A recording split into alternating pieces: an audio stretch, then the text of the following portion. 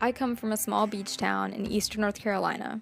While our population is somewhat diverse, my town does not always celebrate or utilize the diversity at hand. I helped teach ESL to fellow students, many of whom were refugees from Burma. I also had many friends who were first generation Mexican American.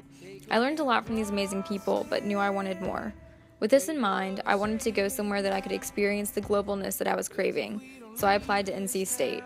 Right away, I was encouraged to pursue study abroad and things like the Global Perspective Certificate, but I wasn't sure how feasible it would all be. Knowing that I wanted to pursue a more global path and experience different cultures, I joined the Global Village, where I lived for 2 years and still visit regularly. I now have friends on almost every continent and have gained so much appreciation for and a deeper understanding of the vital importance of learning about, experiencing, and enjoying other cultures.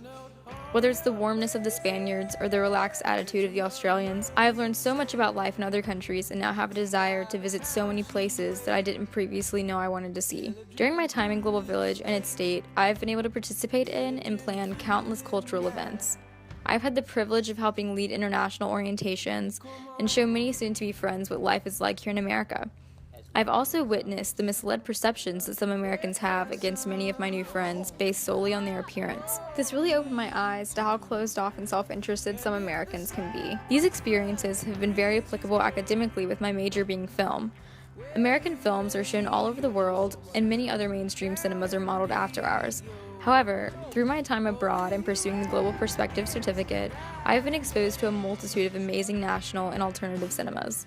If we take the time to look for and appreciate other options, we can discover so many new artistic techniques and perspectives. Even while being in England, I was introduced to many influential and powerful European works that I had not previously seen.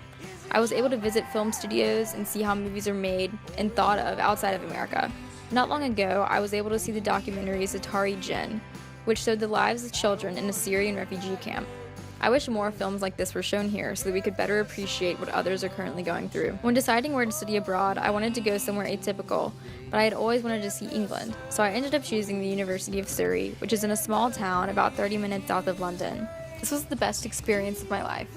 I had the privilege of visiting 9 different countries and at least 17 cities, each one unique and filled with its own amazing traditions and trademarks.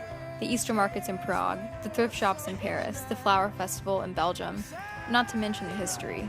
It was idyllic. I got to meet up with old friends and make many more. However, as soon as people learned that I was American, the first question was, how do you feel about Trump? This was happening simultaneously with the Syrian refugee crisis, Brexit, and many other political issues. As I traveled through Europe, I saw some of the most beautiful things I'd ever seen. However, I also saw the product of the issues at hand. I saw poverty in a way that I hadn't before. I saw entire refugee families huddled together on the street. I had learned about and seen poverty and immigration, but I was not prepared for that. And yet, I also saw communities welcome outsiders. Fellow university students fight for immigration and to stay in the EU. I saw the outrage of America's future for immigration by people who I didn't think would be concerned with it. Mostly, I learned about how interconnected the world is, and how much every decision affects everyone else, and how much progress is yet to be made. Seeing things like Brexit also showed me that other countries face the same kinds of issues and prejudices as America.